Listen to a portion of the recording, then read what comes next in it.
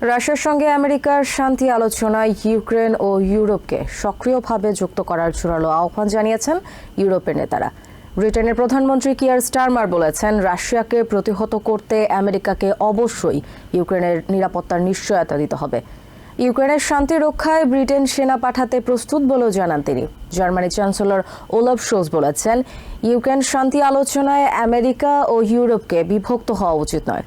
পোল্যান্ডের প্রধানমন্ত্রী Donald Tusk বলেছেন, ইউক্রেনের অংশগ্রহণ ছাড়া তাদের ব্যাপারে কোনো সিদ্ধান্ত নেওয়া উচিত হবে না।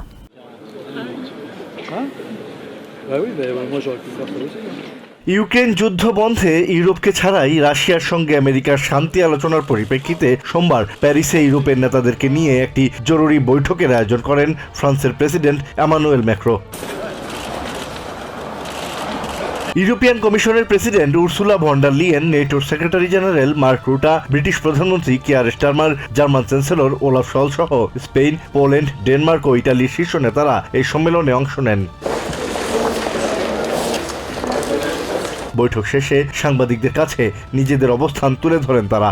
At stake is not just the future of Ukraine, it is an existential question for Europe as a whole, and therefore vital for Britain's national interest. শুধু ইউক্রেন নয়, পুরো ইউরোপের ভবিষ্যৎ ঝুঁকিতে উল্লেখ করে ব্রিটিশ প্রধানমন্ত্রী কিয়ার স্টারমার বলেন, নিজেদের নিরাপত্তায় ইউরোপকে আরও অনেক কিছু করতে হবে।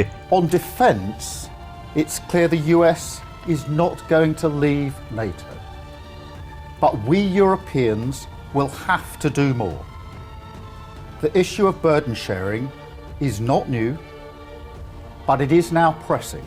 ইউক্রেন ও ইউরোপের নিরাপত্তায় ব্রিটেন অগ্রণী ভূমিকা পালন করবে জানিয়ে আমেরিকাকে ইউক্রেনের নিরাপত্তা নিশ্চিতে তাগিদ দেন Starmer.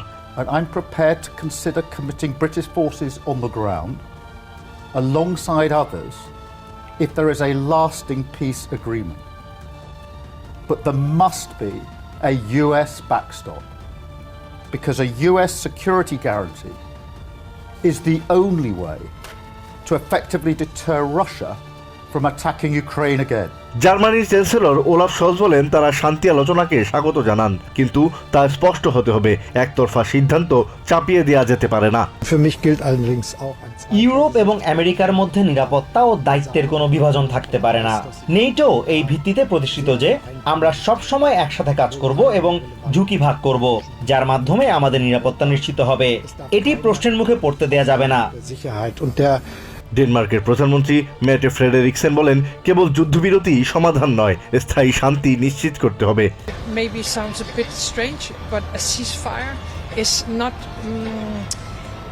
it's not automatically peace, and it's not automatically long-lasting peace. So we really have to ensure that Ukraine have the best possible outcome of negotiations whenever they start, but also starting point. স্পেনের প্রধানমন্ত্রী Pedro Sanchez বলেন, Ukraine ও ইউরোপের সক্রিয় অংশগ্রহণ ছাড়া শান্তি আলোচনা অর্থপূর্ণ হবে না। যদি আমরা একটি ন্যায়সঙ্গত ও স্থায়ী শান্তি চাই এবং যুদ্ধের মধ্যে মিথ্যা সমাপ্তি না চাই, তাহলে অবশ্যই শান্তি আলোচনায় ইউরোপিয়ান ইউনিয়ন এবং ইউক্রেনের সক্রিয় অংশগ্রহণ থাকতে হবে।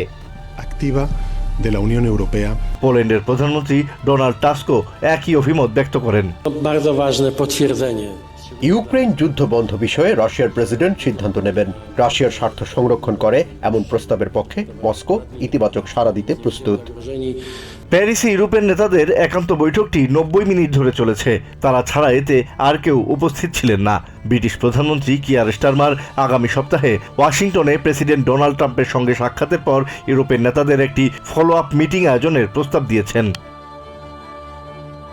Asad real, TVN 24 news desk.